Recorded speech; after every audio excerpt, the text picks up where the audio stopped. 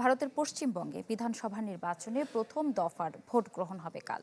স্থানীয় সময় সকাল ৬টায় শুরু হবে ভোট, চলবে সন্ধ্যা ৬টা পর্যন্ত। এবার নির্বাচনী ময়দানে ভাগ্য নির্ধারণ হবে একাধিক হেভিওয়েট প্রার্থীর। জমজমাট প্রচারণা শেষে কাল বিধানসভা নির্বাচনে ভোট দেবেন পশ্চিমবঙ্গের ভোটাররা। রাজ্যের বেশিরভাগ আসনেই তৃণমূলের সাথে মূল লড়াই হবে নরেন্দ্র মোদীর দল বিজেপির। অংশ নেবে জাতীয় কংগ্রেস, সিপিআইএস, ইন্ডিয়ান সেকুলার ফ্রন্ট, আমজনতা উন্নয়ন পার্টির মতো অন্য বিরোধী দলের প্রার্থীরাও। প্রথম দফায় রাজ্যটির উত্তর ও দক্ষিণবঙ্গের ১৬ জেলার ১৫২টি আসনে হবে ভোট।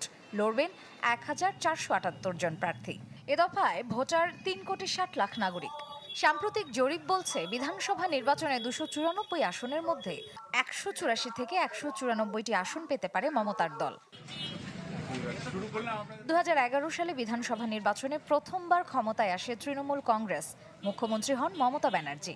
এরপর ২০১৬ ও ২০২১ সালের নির্বাচনেও তৃণমূলের জয়ের ধারা অব্যাহত থাকে।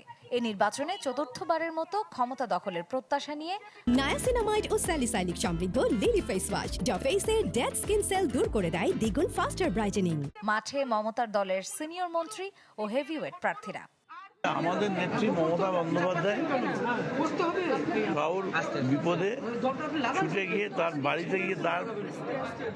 তার বাড়িতে গিয়ে দেখা করেন, কিন্তু অনেকে এখান থেকে দিল্লি ডেকে নিয়ে গিয়েও ঘন্টার পর ঘন্টা বসিয়ে রেখে তাদের সঙ্গে দেখা করে না।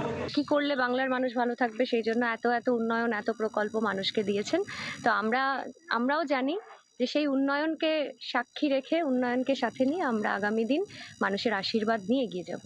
যদি চেতলায় গরিব মানুষ তাদের পাশে দাঁড়ায়, যখন ডাকি তখন পাই, তাই তৃণমূলকে আবার চাই।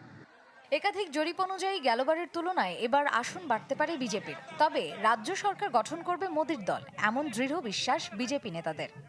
আমাদের শাঁখা সিঁদুর বাঁচানোর জন্য আমাদের এক হয়ে লড়াই করতে হবে এবং এই হিঙ্গলগঞ্জ বিধানসভাকে আমাদের জয়যুক্ত করে ভারতীয় জনতা পার্টির হাতে তুলে দিতে হবে।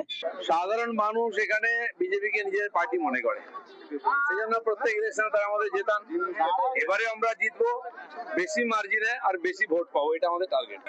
এবারের বিধানসভায় মমতার দল পরাজিত হলে রাজ্যের মুখ্যমন্ত্রী হওয়ার দৌড়ে এগিয়ে থাকবেন বর্তমান বিরোধী দলের নেতা শুভেন্দু অধিকারী।